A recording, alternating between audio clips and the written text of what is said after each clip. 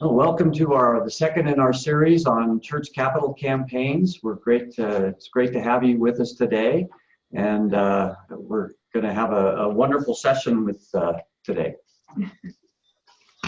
I'm Paul Alexander, Missioner for Development and Financial Stewardship. And I'm Tracy Mechy. I'm the Faith Formation and Development Coordinator.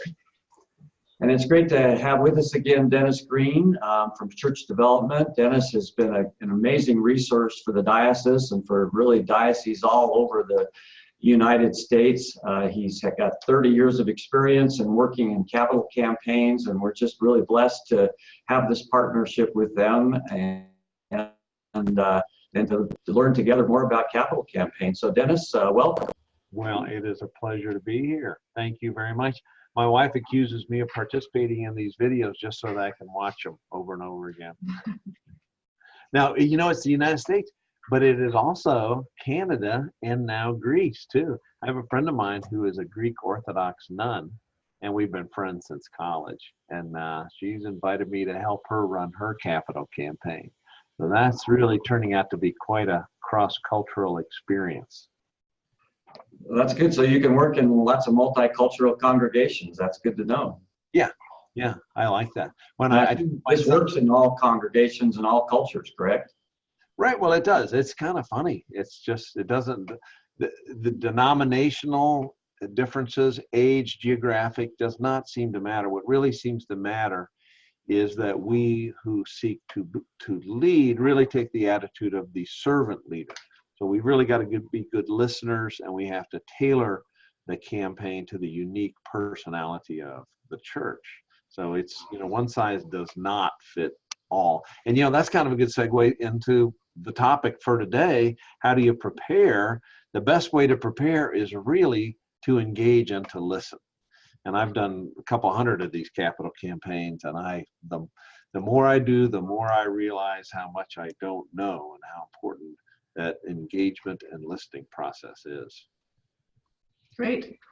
Well, we'll spend about 30 minutes for our webinar today, followed by 15 minutes of Q&A. But you'll notice that at the bottom of your screen, you have a Q&A icon. So if you have any questions throughout the webinar that you don't want to lose track of, please go ahead and post those. Click on the icon and type it in, and we'll make sure to address those at the end of the webinar. But before we get started today, let's pray.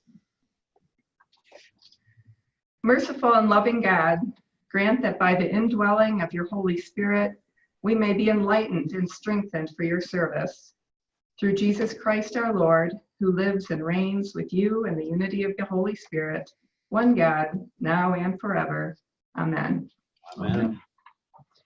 So our agenda for today is really focused on how do we prepare for the church capital campaign. So we'll be looking at, the whole long-range plan that's going to need to be developed, how you build consensus within your parish, the kind of budget it's going to cost, what can you actually raise ultimately, how much it's going to cost you, and then the work before, how do you actually know how much you can raise, and that's done through a feasibility study. So we'll talk about that work, that pre-work that's done in a feasibility study, and then just around the ongoing stewardship and the preparation that needs to happen within the congregation so that they're really ready and you are ready as a community to go ahead and do this capital campaign. And then we'll have some great case studies that are woven in and out that Dennis will share with us. Sounds good to me. I'm curious. The first one is long-range planning. What if we really want to get started right away? Won't a long-range planning session slow us down? Well, that's a good question, Tracy. Yeah, it will. It will slow you down for sure. But I'm not a farmer, but I am a gardener, and I am convinced that the more time and the better job that we do preparing the field, just the better the harvest is going to be. So I had a disaster, it's maybe been about 10 years ago, where a parish did not do long-range planning, and they put up a building that they had to tear down just a couple years later because they didn't think through, well, what happens when our parish grows? Where are we going to put the next parking lot? And it was an enormous waste of money, and it's just purely due to thinking ahead. Now, there is a statistic from the Harvard Business School where they studied their graduates over a 20-year period and asked them about clarity about their long-range plans and their personal accumulation of wealth. And they discovered that only 2% had written plans. 3% had ideas in the back of their head, and 95% did not. And then on the second question about their personal wealth accumulation, they added up the numbers and they discovered that the 2% that actually had written long-range plans had accumulated greater wealth than the other 95% combined. It was just kind of an interesting statistic. If accumulating wealth is important to you, and for Harvard Business School graduates, it probably is, that just tells you that planning actually does work. So I would sure do it. Now, for us in the church world, I would want to weave that in a prayer and discernment effort. So we kind of try to let go of our egos and really try to move towards seeking God's will. Proverbs 29:18 says, where there is no vision, the people perish. Vision's an exciting thing, just to get people to imagine where we're heading, what does success look like if things go well. So really, I've been doing this kind of work since 1983. And my own personal experience is that organizations that do visioning actually do hit their vision. Things happen. This case study, I'm working at a church in Tabernash right now, and they're just a perfect example. They have had a long-range planning process that they renew every 5 years with a new vision towards the future. And this incarnation they're working at right now, they're about a year and a half into their visioning process. And they've just brought me in to ask my opinion about fundraising. So I love that they have done planning and they know that they've got to revise it. It's got to be fresh. So it's not a one-time deal. You really got to keep doing this. Right. You really have to renew that, constantly looking ahead at the future. Now, this church in Tabernash, Eternal Hills, it's a Presbyterian church. They employed this group right here. It's this nonprofit church planning group. And I'm just real impressed with what I've heard. They look internally and they want to get everybody involved in the dialogue about vision and values, but they also look externally at demographics and economics of the region to forecast what growth might be possible. So I feel like that's a kind of a professional group that if you're thinking about doing this in your church, this might be a group that you might want to consult. Just get a bid to see what it would cost to get help from them. Sounds good. So we've got some good resources on our web page and around all these kind of things, and please do go to see that. But Dennis, do you have some good recommendations on books that you think would be helpful for congregations as they begin this process? Yes, I have two of my favorite. The one on the left was written by the same guy who wrote The Road Less Traveled, Scott Peck. And in the book, The Different Drum, the subtitle is about community building. And his thesis is the best thing you can do to pull your congregation together is to have a healthy dialogue about driving values. Why are we here? Now, almost every church has a mission statement, but it might have been written 15 years ago. So I think it's probably a good idea to have a dialogue like this every 2 or 3 years. It doesn't have to be formal nor dramatic, but just the pulling together to rethink our driving values. I think it's a really healthy thing. Now, the book on the right, I contributed to years ago. Thousands of nonprofit organizations have gone through this process, the strategic planning process, through the Support Centers of America. And it's a real practical guide, and it's a workbook with just a really good set of questions and exercises to go through to think through your future. So they're inexpensive books, and they're great resources. I'd say buy them and take a couple hours to peruse those. It could really help. Sounds good. So it sounds like you advocate building consensus among worshipers when you're undergoing a process like this, but it seems like that could be kind of inefficient. Can't church leadership be the ones making the decisions? Yes, they could. However, this is leaping ahead. We have a really good study from the Fidelity Fund, 1979, and they looked at one dimension of engagement, and that was volunteerism. And they found that active volunteers give 11 times more than non-volunteers. So that's just one glimpse at the impact of involvement on generosity.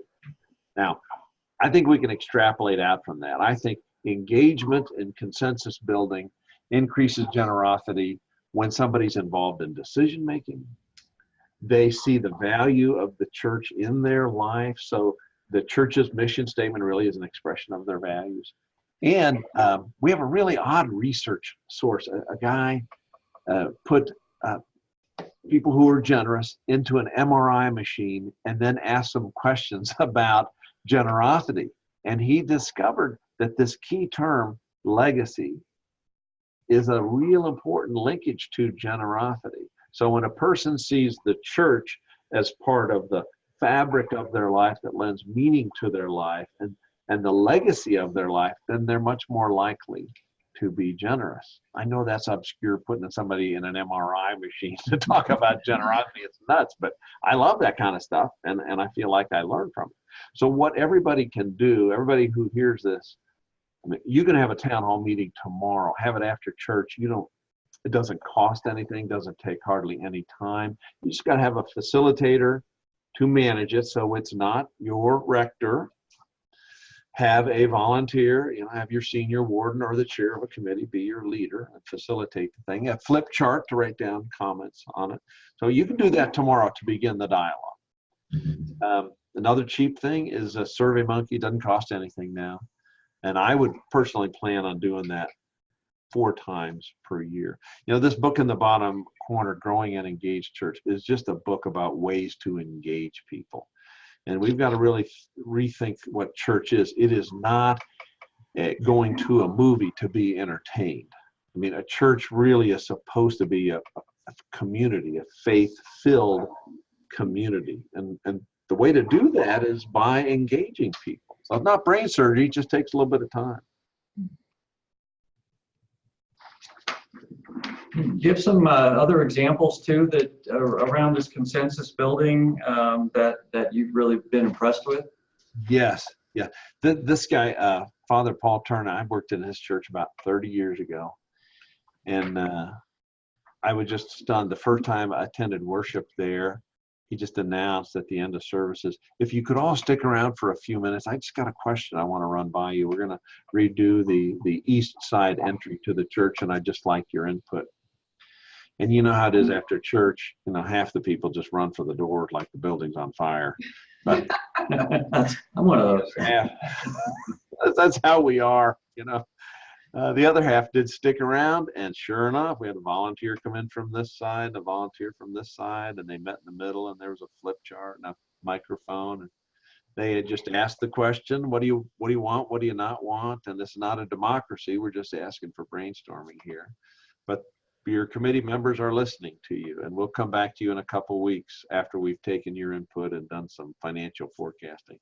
And I can't come to find out they did that every month about something. And I thought, oh my gosh, that's incredible. Well, it turned out the capital campaign was incredibly successful. And I think that was one of the keys to success. Just a level of engagement that was just much higher than other churches I'd ever seen. So that was really fun. Yeah. And that's what we wanted to share a little bit too, because we know there's a lot of great things that are happening around the diocese here in Colorado that, that you can integrate just like that one church did. So for example, Anthony Suggs here in the office a lot of you are participating in the asset-based community development work, where you're going out and learning how to have one-on-one conversations and group conversations with your membership. And that's a great way to engage them, because you find out their gifts, you find out where their energy is and where their passions are. And you can just say right then, well, would you be willing to, to come and do this for us or work on this? So you can begin these conversations with that asset-based community development work that you're doing. A lot of you participated in this invite, welcome, and connect process, where you're really inviting people into the church and welcoming them, and then really finding ways to connect. And that's been a great resource. So, again, use that to start these conversations. We'll be launching in the next month a great survey, a church vitality assessment that you should be watching for in your boxes and your emails, where people will be able to do a survey and share about how they're engaged with the church, and that will be a real good pulse for you to be able to launch that. And then resources will be coming after that after that survey about how you can more effectively engage and bring vitality to your church. Also, those of you that are starting to engage in year-round stewardship conversations, there's so many different ways that you can do that. So we encourage you to really expand out and have these vibrant conversations year-round. Dennis talked about legacy. I know a lot of you are working on legacy planning.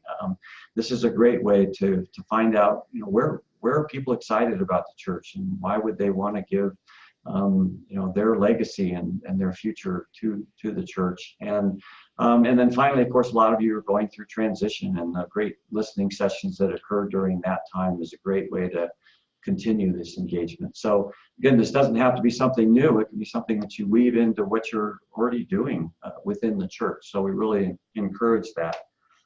Well, Dennis, we've talked sort of on the larger scale, but we'd love to get down into the concrete, and probably the first thing around that is budget. I mean, how much is this going to cost, and what can we expect? How much can we actually expect to raise? So can you kind of talk to us about the budgeting process and how that fits in and what to expect? Yes, absolutely. And you can think about this in kind of two phases. When you're doing your preparation work, all you need is ballpark numbers. You do not need tested and foolproof numbers. But it does help you to just have some ballpark numbers. Like point one here is a new construction campaign. You might raise 2 to 3 times annual giving. Well, you can figure that out real quick. You just look at last year's revenue, and you've got your answer. When you're building something, a ballpark, which could vary wildly, is you might spend $100 a square foot on renovation, and it might cost you $200 a square foot for new space. Now, of course, what's your definition of renovation? If your renovation just means new carpet, well, that might mean $6 a square foot. But if it is taking out walls, moving plumbing, lighting, new HVAC, I mean, you could easily spend $100. I've seen that a lot. Now, the $200 for new space is exclusive of worship space. A worship space, you can spend $400 a square foot. And it just depends on your taste. So your phase 2 way of thinking about budgeting is that you really need to have that long after your preparation. You need to have those numbers before you ask somebody for a donation. So it might take you a year or a year and a half to get ready for a capital campaign. But you're going to have a brochure where you hand it to somebody and then you ask for the donation. Then they're going to want to go through line item to see what is this really going to cost, and have you done your homework on that as well. Now, debt is another thing to weave into your thinking as you prepare. A church that specialized in church construction loans once shared a spreadsheet that had all of their church loan data on it. And it was for their analytical purposes, but they allowed me to see their ratios. And what they discovered, that the typical debt was 2.5 times annual giving. Only one on that list was the debt 10 times annual giving. And I would have to say, that's horrible. Never budget for 10 times annual giving. That would just strangle a church. 2.5 is big enough for a challenge. So don't do that. Looking back at the case study we looked at Tabernacle, they are blessed to be in a position where they built their new facility about 10 years ago. Then they paid down the debt. Now they're looking at their next stage of renovation. And it's kind of cool because they've got unfinished space in the basement, which is just gravel. on a floor. So you can, to calculate pouring concrete is not too difficult. Putting up walls is not too difficult. But they're going to be able to hit their town hall meetings with some really good ballpark numbers that just makes consensus building a lot easier. So, Dennis, I mean, it seems like, capital campaigns are to raise the money so you don't go into debt, but those churches that have gone into debt, can you do a capital campaign to pay that off? I mean, that doesn't seem very sexy or exciting. It is not. It is boring. It's really boring. And so what do? You really have to double down on engagement in those circumstances, engagement and prayer.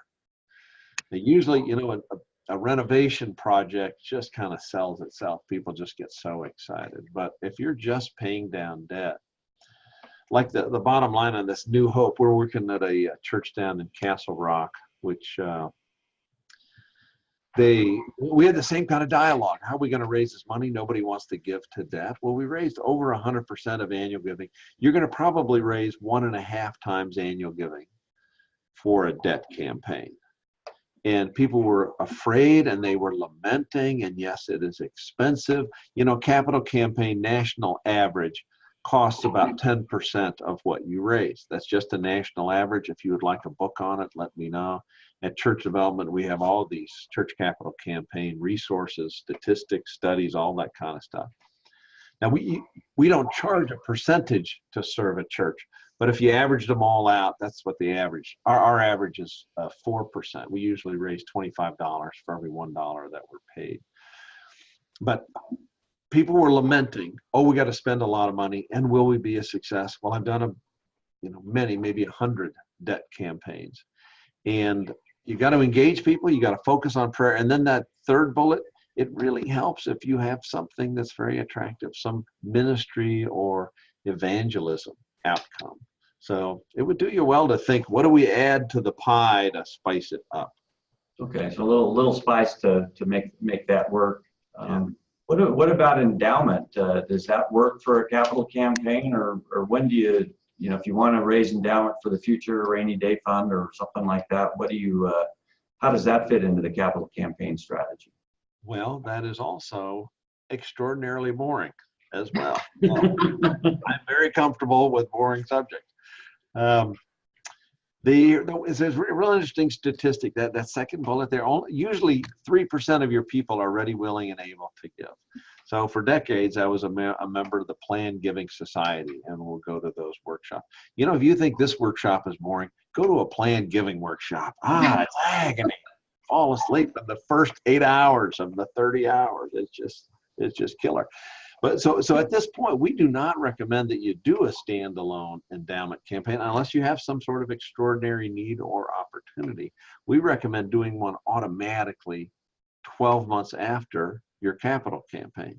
Now, there's some research from behavioral economics that says if I invest here, I'm more likely to invest here to ensure that my first investment is a success. So we follow up, and we usually raise as much in a planned giving effort as we do in a capital campaign. You just don't get the money right then. You have a statement of intention in a planned gift. But that alone is kind of a ministry unto itself, because 70% of the population dies with no estate plan. So if you have an endowment effort, that you're nudging everybody to create an estate plan, which they will benefit from enormously.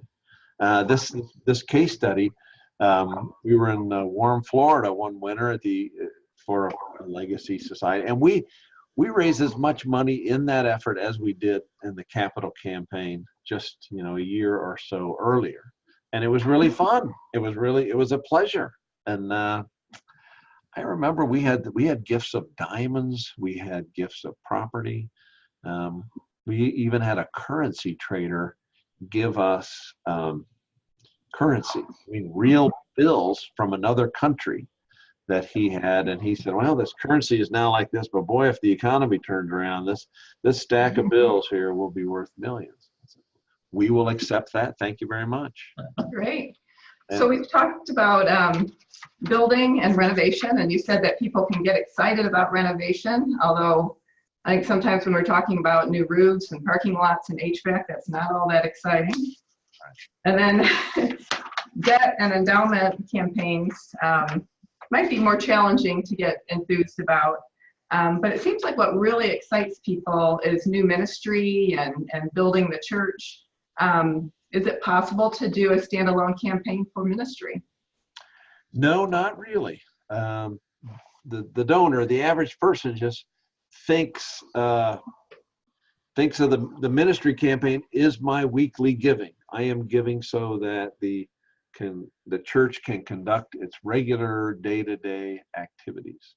So we suggest that you always have a ministry component as part of a building project, and it's most important when it's a debt campaign or an endowment effort. If you could add something with some spice in there to breathe life so people could see a human impact. And the magic number seems to be 10%. So if you say, well, we're going to pay that, we have $1 million in debt, we want to wipe that out, and we want to launch a new evangelism effort for the next 3 years, and this will underwrite that payment. I remember, Paul, you and I were talking once about a ministry initiative that was only funded for a year, and then after the year it had to shut down. I just think that's a disaster. You know, if you really set it up for the 3-year pledge payment period, then there's a chance that church giving can grow up and that new ministry can get footing and really can see some results. So it could be an internal focus of a new program or project, or it could be an external focus, something like social outreach or evangelism. Okay. It seems like as you're starting into this, there's a danger that you may not raise the money that you need. And you don't want to launch it and then not get there. So what are the steps you need to do to make sure that, when you launch your campaign, you're actually going to raise, what you expect? Well, the best practice, the most important one, in my opinion, is the feasibility study. And this will come after your consensus building, your visioning, your first draft of your budget. And a feasibility study really is a market assessment. It really checks in with your people. What do you think? How do you feel? And it really is a best practice. I would recommend 100% of the time that you do a feasibility study. Usually takes about 6 weeks, costs about $10,000. It's 30 interviews. And then there is an email survey that goes out to everyone, and there are paper surveys. And we compile all those. And with the interviews are very important because you get a lot of nuance. You take, I did two of these interviews last night, as a matter of fact. And I found myself taking 2 pages of notes for each one of those interviews because there's a whole lot of insight you get from interviewing a cross-section of folks. And it really helps you understand the state of the congregation. Are they ready? Are they willing? Are they able? Helps you identify potential leaders. Bottom line, you get a real clear forecast of how much can we raise. So we've stated general parameters in this workshop, but boy, when you're done with a feasibility study, you've looked at your data, and then you've compared your data to 100 other similar churches, and we know how much they raised in the past. So you get a real accurate financial forecast. But Dennis, now come on, because for 30 cups of coffee, which is about $50 or maybe $75 at Starbucks, I could do those interviews. Why would I pay $10,000? That's a really good question. And the reason why is because people probably like you. Okay, they don't like me. So what you're paying for is objectivity. So you're paying really for an expert to listen, and it is astonishing the things that people tell me. So a volunteer might be the person I sit next to at church, or my neighbor, or I've been on a committee with them. And the research on interpersonal dynamics indicate that if a friend asks me a question, I'm going to respond in a manner that I think would please that person and therefore facilitate our relationship. Well, an outsider is like a medical doctor who's taken an x-ray of your leg before your Achilles tendon surgery, and he doesn't necessarily want to be friends with your ankle. He just wants to make sure that that ankle works again in the future. So the objectivity is, I would say, is absolutely crucial. And I've had 3 surgeries. I had my Achilles tendon surgically reconnected, and man, did it hurt. So I'm not necessarily friends with my surgeon, but I'm really thankful that that service was available to me at that time. So we're talking about data and feedback. That is one benefit. But under item 6 here, those 3 things are real important. You get buy-in. You get real clarity on what people think about these projects. Like right now, I'm working with a church in Colorado Springs, and their budget is about $7 million. That's how much they want to raise. Their facility renovation plans equate to about $7 million. But their expectation is to raise $2 million. So what do we do first? Well, gosh, that's one of the questions we ask in the feasibility study. So you get clarity about priorities and you get buy-in so people own it. Now, frequently a church will have a squeaky wheel, somebody who's very articulate and willing to be assertive. And the only antidote I have found to that is to have data that says, well, you make a good point, but 97% of the people think we ought to do this first. So we're going to go with the 97%. Now, this case study, this Highlands Ranch church, that pastor has hired me to do 5 capital campaigns in a row. On each one of them, we did the feasibility study. And on the most recent one, we had a loving senior couple, literally right on the feasibility study in the corner. They said, well, if you buy that little section of land that's on the north side of the property, that's always bothers me, that little 1.2 acres. If we could buy that and turn that into an entry into the parking lot, I'd pay for that. I'd pay up to $450,000 for that. Well, that was really good to know. So by golly, we followed up on that. And indeed they did. So asking opinions and asking for input is a good idea from a common sense perspective, but from a fundraising perspective, it's just gold. It's the best idea ever. Yeah. It's great. I wonder if you could speak a little bit about what happens with stewardship when we enter into this process of a capital campaign with a feasibility study. Does stewardship kind of go on hold, or do we continue with that effort as well? Well, that's a great question, Tracy, and you should worry about stewardship. Most Episcopalians give 2.2% of their income to the church. Only 5% actually tithe, so we know that we have room to grow. You should worry about that.